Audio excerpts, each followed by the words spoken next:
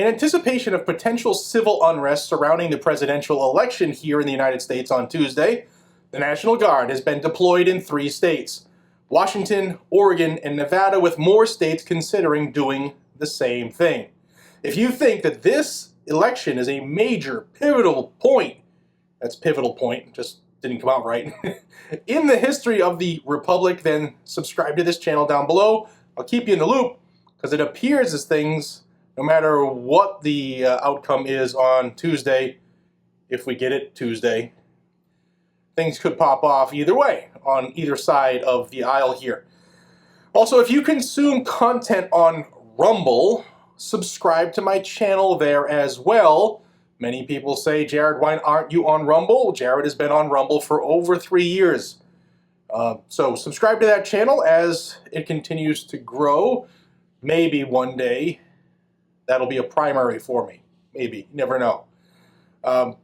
So links down below. All right, these activations of National Guard units come after at least 3 ballot drop box locations being set on fire, resulting in the destruction or damage of hundreds of ballots, as have been reported throughout the news the last couple days. Now, the majority of the damaged ballots were found in a drop box in Vancouver, Washington, while most ballots in Portland, Oregon, which also had a box set ablaze, most of them managed to survive that fire that occurred on the same day as the one in Vancouver.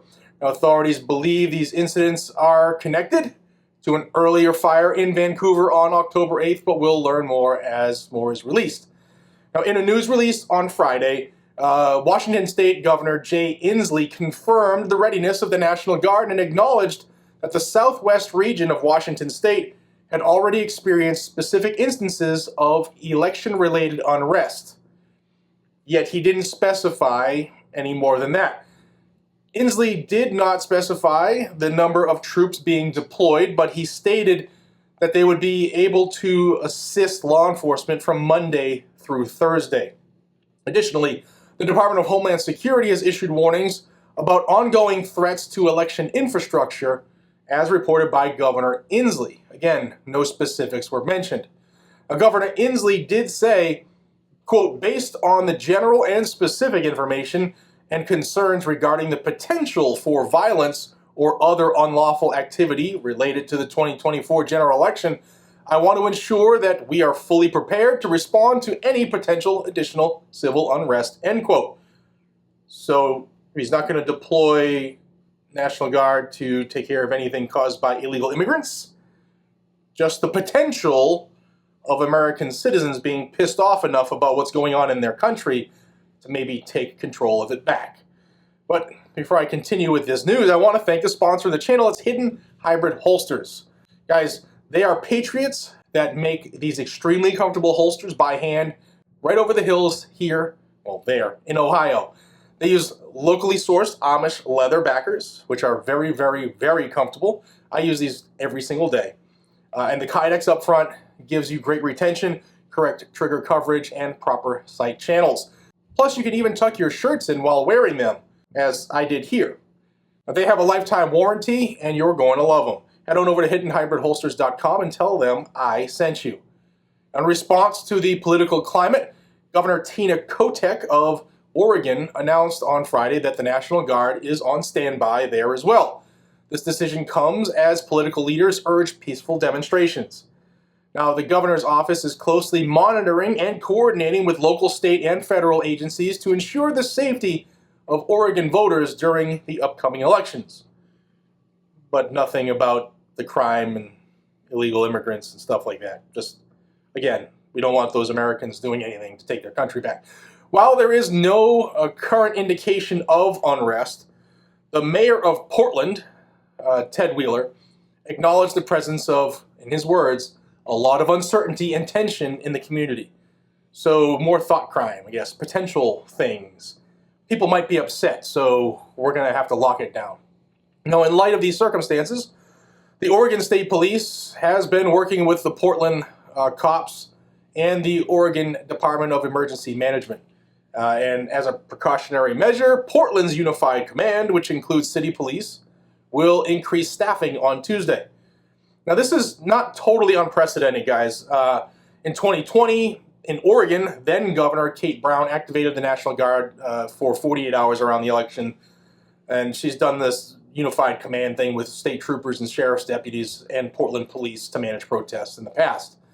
Now, in recent years, the National Guard has been deployed in several states, primarily to counter cybersecurity threats during the elections.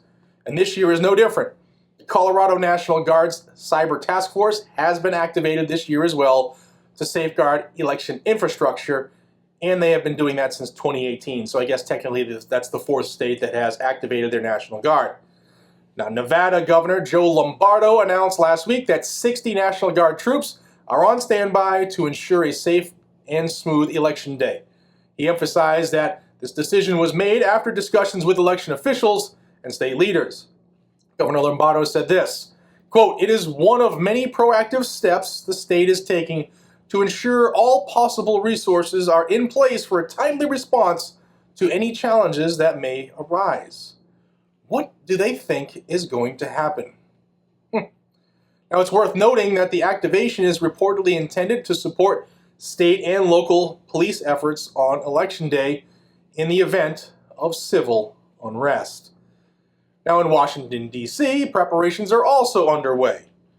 Police Chief Pamela Smith announced during a news conference on Tuesday that over 3,000 police officers will be scheduled for 12-hour shifts for the election.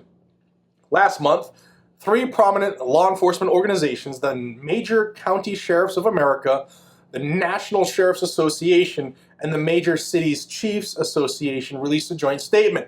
And it revealed that authorities have been planning for this election for over a year and a half, and they urged citizens to remain vigilant and report any suspicious or unusual activities related to the election processes. Now, here's something that's very interesting. A recent YouGov poll revealed that nearly 27% of U.S. citizens are concerned about a civil war outbreak following the elections. 6% of poll takers believe the possibility of civil war breaking out after the election is, quote, very likely, while 21% say, quote, somewhat likely. 12% of the 1,266 respondents indicated that they know someone who might resort to violence if they felt Trump had been unfairly denied victory, while 5% said the same about Harris. 84% acknowledged that the country is more divided now than it was a decade ago, and to that I say, duh, that's the politicians who have done that to us. They don't want us to realize that we the people are the bosses, and should we ever just get together and all stand up and march in the same direction at the same time, their days are over instantly. Guys and gals, we are Americans. We have a civic duty to vote on Tuesday, and hopefully we get control of many facets of this country again that have been going crazy. And here, if you've made it to the end, here is a fear that I have now. If Kamala Harris doesn't win the election, meaning Donald Trump does win, for some reason they allow him to win, does that mean that the powers that currently be invoke the 25th Amendment to get rid of Joe Biden? Obviously he's gone. Mentally, he's just gone. And then seat Kamala Harris at the throne, give her moment in the sun. She'll have 2 months to write every executive order she could possibly think of, to do whatever it is she wants as president, to help keep the spiral going and then maybe increase the downward spiral before the maybe peaceful exchange of power. So let me know what you think about that. That is something I was thinking about yesterday, and that's concerning to me. What do you think? Is there any chance it happens? Let me know what you think down below. I appreciate y'all. Be safe, stay vigilant, and carry a gun to keep you, your friends, your family, your community safe. I will see you on the next one. Take care.